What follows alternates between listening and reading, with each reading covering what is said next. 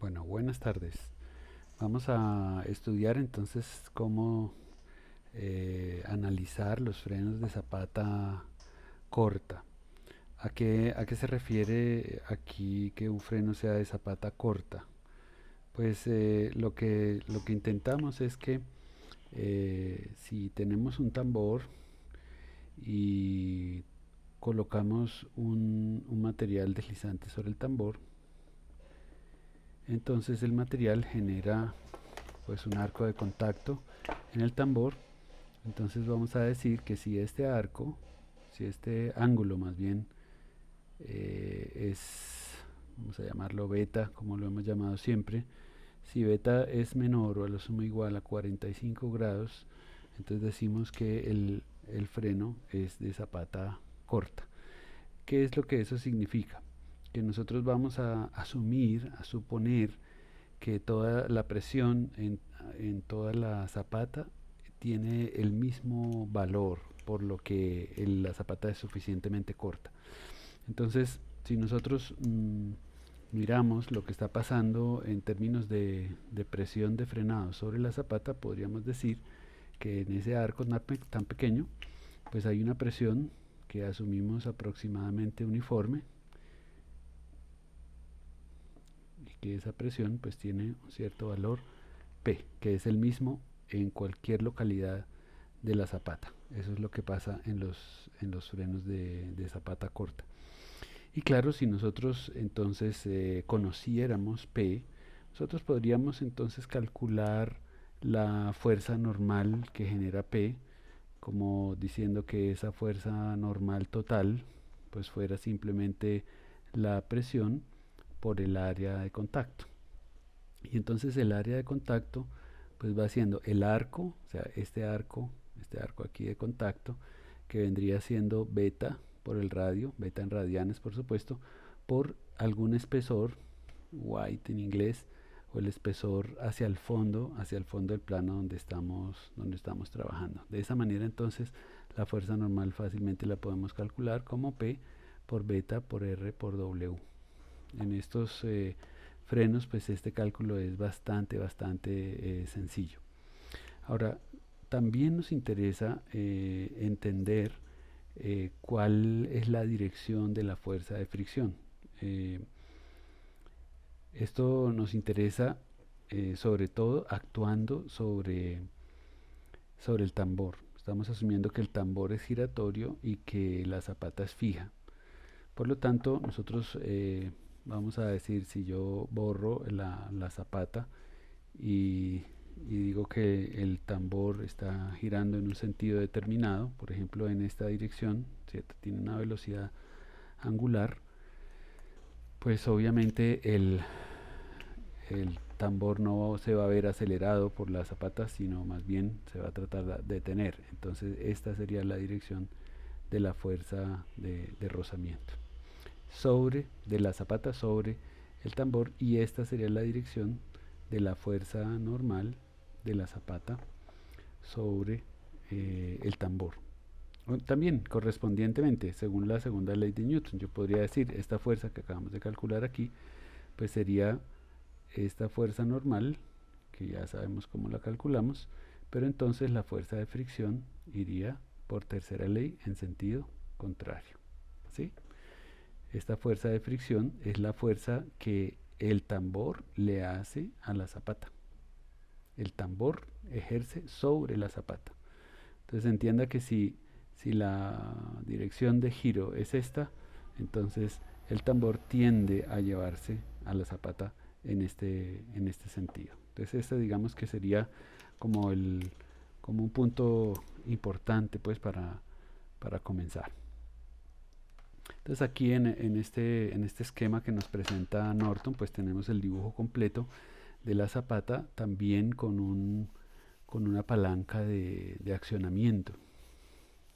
Entonces nos interesa hacer el diagrama de cuerpo libre, de como se muestra ahí en la figura, de la palanca de accionamiento con la zapata, con las dos fuerzas pues que acabamos de identificar, la fuerza normal y la fuerza de fricción. y también con una fuerza que es importantísima en frenos, que es la fuerza de accionamiento. Noten entonces que acá en este esquema, pues la fuerza de accionamiento tendríamos que ubicarla en el sitio, pues efectivamente donde la estamos ejerciendo, o sea, donde se coloca un pedal o un cilindro neumático hidráulico. Y este brazo que aparece aquí, pues es el brazo de accionamiento, que debe tener un pivote que le permite girar y que nos permite apretar, por decirlo así, la zapata contra el tambor. En este caso tenemos un tambor externo, pero igualmente podríamos tener un montaje muy similar con un tambor interno y con una zapata pues exterior. Realmente pues eso no tiene gracia. Entonces aquí estas magnitudes A y B y C pues son simplemente: A sería la distancia desde la fuerza de accionamiento hasta el pivote, B desde la fuerza normal, o más bien la distancia entre centros del tambor y del brazo, y C sería la distancia desde el centro de giro del brazo y el punto donde se considera concentrada la fuerza de fricción. Entonces con ese diagrama nosotros ya podemos entrar a hacernos algunos cálculos sobre el par que la zapata puede ejercer sobre el tambor, ¿no es cierto? Entonces vamos a pasar aquí a la gráfica y pues vamos a mirar. Entonces, si nosotros tenemos la zapata, aquí la volvemos a dibujar como estaba ahí en el esquema, así. Tenemos el pivote, tenemos aquí la zapata que está en contacto con el tambor, y aquí pues tenemos la fuerza de accionamiento. Acá tenemos la fuerza normal, y pues con el sentido de giro elegido, ojo pues con eso, que si se invierte el sentido de giro pues se invierte la fuerza de fricción, pues aquí tendríamos la fuerza de rozamiento. Entonces acá nosotros pues reproducimos estas distancias. Aquí tendríamos la distancia A hacia la fuerza de accionamiento, tenemos la distancia B, que sería la distancia entre centros. Digo entre centros porque el centro pues debe estar por aquí, el centro de giro del tambor, y debe haber una distancia también, que es la distancia del brazo aquí contra el punto donde se aplica la fuerza de fricción, donde se considera concentrada. Entonces esta sería la B y esta sería la C. Entonces digamos que acá haciendo, si este punto acá lo llamamos O, entonces en este centro O pues tendríamos una reacción en X y también una reacción en Y, en el pivote del brazo.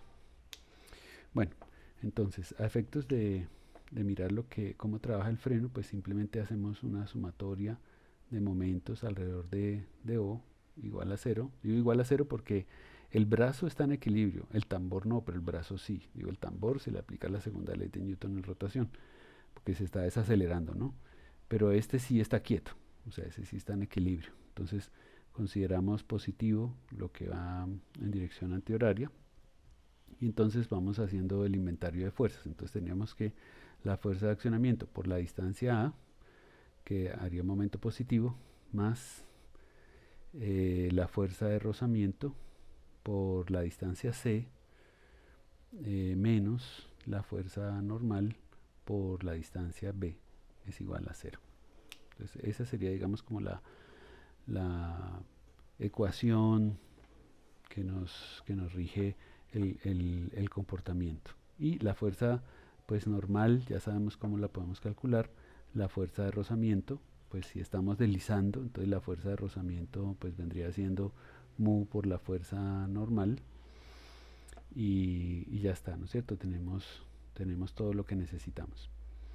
Ahora, noten una cosa, y es que en estos sistemas de freno, tanto de zapata corta como de zapata larga, ocurre una cosa muy interesante, y es que los momentos que nosotros estamos contemplando aquí son los momentos que producen el frenado. Entonces este momento que está aquí, sería el momento de la fuerza de accionamiento multiplicado por el brazo hasta el punto pues O.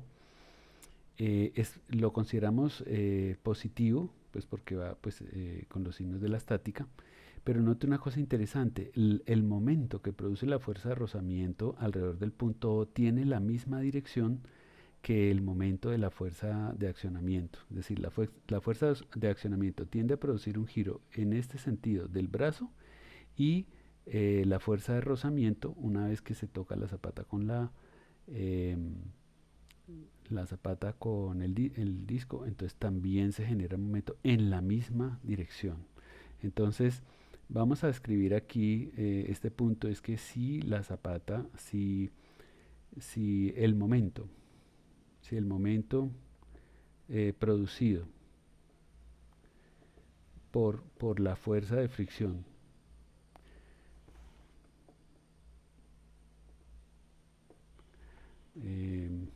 ayuda al frenado, ¿cierto? Que es lo que queremos. En otras palabras, la fuerza de fricción pega más la zapata contra el disco, entonces decimos que la zapata la llamamos autoenergizante.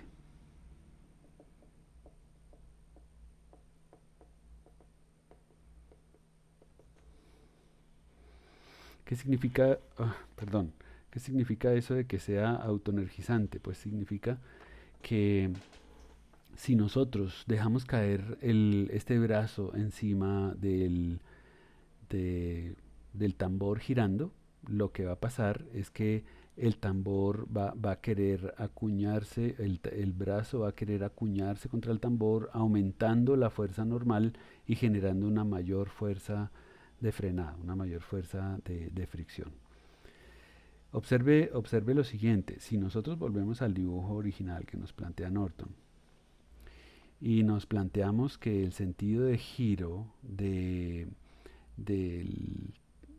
tambor no es ese, sino es invertido, entonces si no va girando en el sentido de las manecillas del reloj, entonces de inmediato lo que ocurre es que el tambor quiere llevarse a la zapata en esta dirección, o sea que la fuerza de rozamiento se invierte y vamos a mirar entonces qué efecto produciría eso. Si eso es así, entonces nosotros tendríamos que esta fuerza de rozamiento iría en sentido contrario,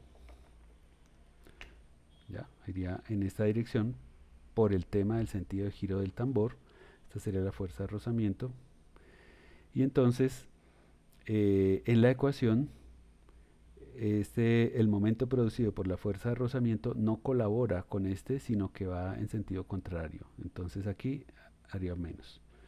Entonces significa que el momento producido por la fuerza de rozamiento tiende más bien a separar, así, a hacer girar este brazo en dirección contraria y a separar los dos elementos, separar la zapata del tambor, y por lo tanto a esa situación nosotros le llamamos una zapata desenergizante.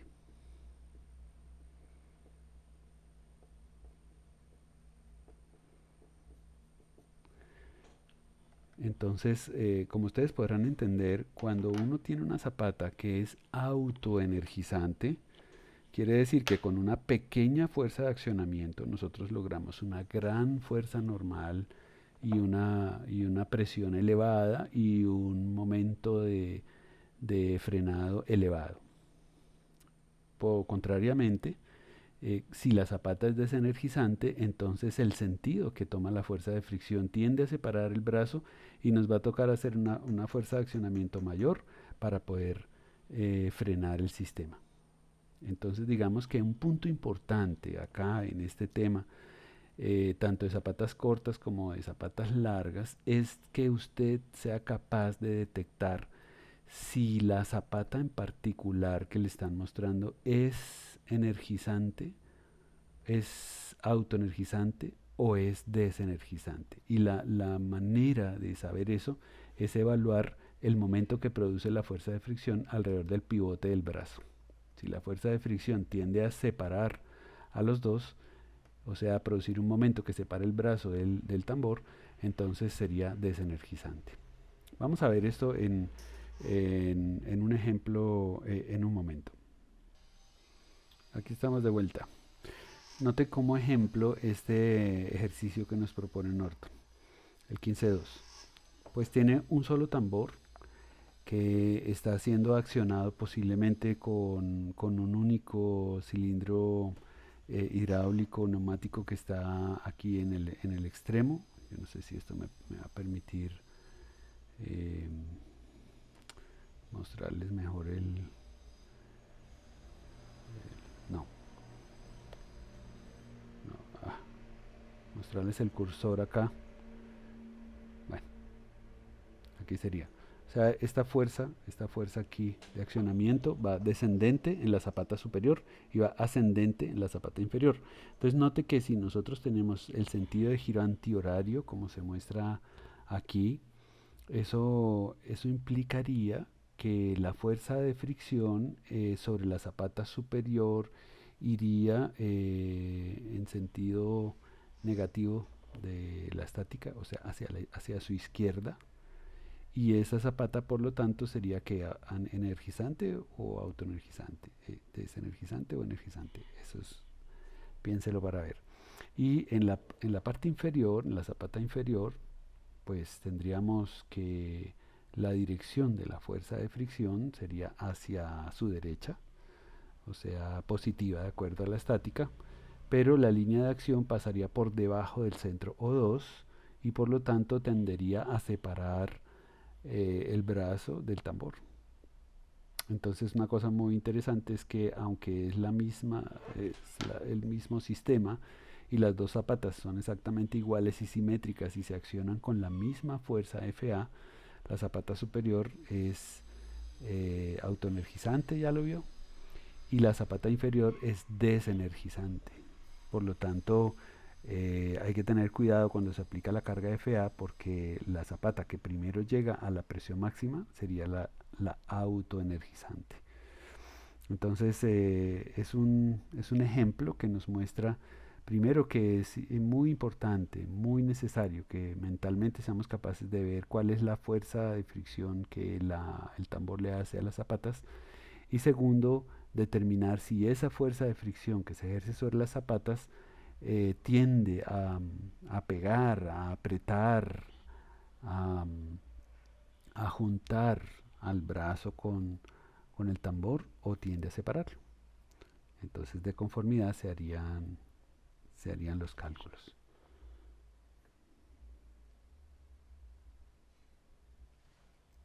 Muy bien, volvamos de nuevo entonces a nuestro esquema. Yo lo volví a modificar para que quedara bien organizado. La fuerza de rozamiento, nótela, está hacia la izquierda, o sea, es un autoenergizante. La fuerza normal pues siempre tiende a separar los dos. Y tengo la ecuación de momentos y pues lo único que me falta es colocar que este momento pues tiene la misma dirección del momento de la fuerza de accionamiento. Entonces vamos a despejar de aquí la fuerza de accionamiento de esta expresión. Entonces tendríamos que la fuerza de accionamiento sería igual a la fuerza normal por la distancia b menos la fuerza de rozamiento, que sería mu por la fuerza normal por la distancia c dividido la distancia a. Y pues es fácil de ver que si factorizamos la fuerza normal, pues tendríamos que la fuerza normal multiplicando dividido entre el área y multiplicando a b menos mu por c. Bueno, sobre a ya lo teníamos, ¿cierto? Aquí sería sobre 1. Muy bien, es muy interesante que en este caso lo que nos está diciendo es cuánto es la fuerza de accionamiento en términos de la geometría del sistema y de la fuerza de fricción y del coeficiente de rozamiento. Entonces note una cosa, es posible que nosotros tengamos una fuerza de accionamiento cero y no tengamos una fuerza normal cero. Lo que quiero decir es que incluso en zapatas autoenergizantes, si nosotros simplemente le soltamos el brazo y ponemos este en contacto, entonces la sola fuerza de rozamiento va a producir un momento alrededor de O que va a generar una fuerza normal y el freno se autobloquea. Entonces el autobloqueo ocurre en condiciones en que nosotros ni siquiera coloquemos una fuerza de accionamiento FA. El autobloqueo ocurriría entonces si este número, o sea, si este número es 0, entonces el autobloqueo ocurriría si este número es apropiado, es decir, si la distancia B iguala a mu por C, pues tendríamos aquí un 0 y aquí podríamos tener cualquier valor de la fuerza de accionamiento. Pero entonces una cosa que nos plantea Norton es que en los frenos de zapata corta sería autobloqueante si mu por C es más grande o a lo sumo igual a B. En esos casos el sistema, además de ser autoenergizante, es autobloqueante. Autobloqueante lo que significa es que aún sin fuerza de accionamiento, nosotros por la geometría del sistema vamos a tener que el sistema va a frenar y se va a seguir bloqueando durante el frenado, lo cual es conveniente, por ejemplo, en sistemas donde se requiera la seguridad. Entonces lo que nos queda ahora pues sería como hacer un ejercicio de estos, pero antes del ejercicio pues hay que decir una cosa que es obvia, pero hay que decirla como siempre, ¿cierto? Y es cómo calculamos el dichoso par de frenado. Recuerde que pues acá es chévere porque el brazo está en equilibrio estático, pero el que no está en equilibrio estático y no puede estarlo es el tambor. Entonces si tenemos el diagrama de cuerpo libre del tambor, pues por tercera ley nosotros vamos a tener aquí la fuerza normal, vamos a tener la fuerza de fricción, que sería mu por la normal, el mu dinámico, ¿no es cierto? Y si tenemos pues que sea el sentido de giro o W, entonces quiere decir que la aceleración omega pues iría en sentido contrario. Y para que esto tome las ecuaciones como son, pues aquí tendríamos que tener una reacción que sería, bueno, no sé, AY, ¿cierto? Y aquí tendríamos que tener una reacción que se llamara AX. Entonces resulta que este sistema no está en equilibrio, o sea, está en equilibrio de traslación en X y en Y, o sea, la sumatoria de fuerzas en X sí debe dar 0, ¿cierto? Eso significaría que la fuerza de rozamiento pues debe ser igual a la reacción en el centro de giro del tambor, y también que la sumatoria de fuerzas en Y es igual a 0 porque pues también está en equilibrio. Si lo consideramos positivo, lo que va subiendo significaría que la fuerza a Y debe igualar a la fuerza normal, pero ciertamente no está en equilibrio de rotación y no puede estarlo. Entonces lo que significa es que la sumatoria de pares, ¿cierto?, alrededor del punto A debe ser igual al momento de inercia de masa del tambor por la aceleración angular. Entonces ahí sí hay que elegir algún sentido positivo. Yo voy a elegir como sentido positivo aquí neciamente el sentido antihorario. Entonces vamos a decir que la sumatoria de pares alrededor de A pues simplemente sería la fuerza de rozamiento, o sea, el par sería igual a la fuerza de rozamiento por el radio del tambor. Ese sería el par. Pero ese par, de acuerdo con nuestra convención, sería negativo. Entonces le vamos a colocar aquí negativo. Y eso sería igual al par al momento de inercia por la aceleración angular, que pues también va en sentido horario, pues también es negativa. Entonces sería I por alfa. Así sería. Entonces, lo que esto significa es que, pues primero, la forma de calcular el par de frenado, pues es muy sencilla, simplemente la fuerza de rozamiento por el radio, que esto es pues eso es como de a peso, Y la otra es que como es un sistema dinámico tenemos que aplicar la segunda ley de Newton en rotación, es decir, que tenemos que usar obligatoriamente en el tambor esta relación.